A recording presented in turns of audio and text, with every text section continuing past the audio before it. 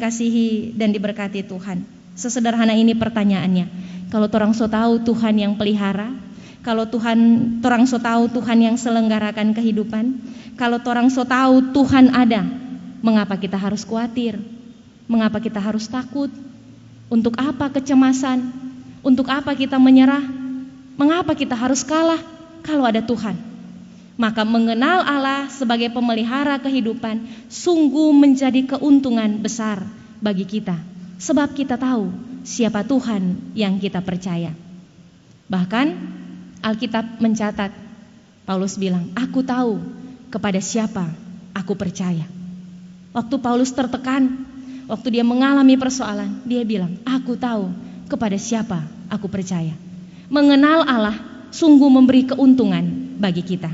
Tapi Bapak Ibu Saudara-saudara, bagaimana kita bisa mengenal Allah kalau berdoa saja malas?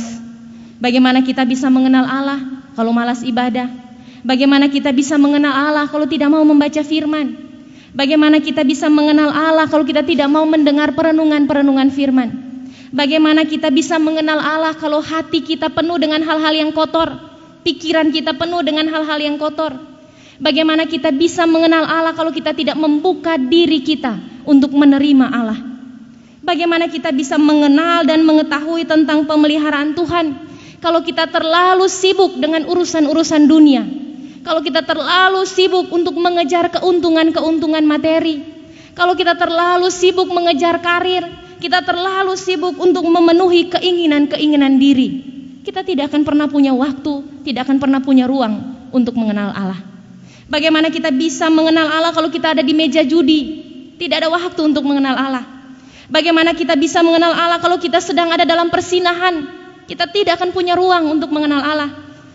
Kita tidak bisa mengenal Allah kalau kita sedang dalam tindakan-tindakan kekerasan, kalau kita memperlakukan orang lain secara tidak baik, tidak hormat.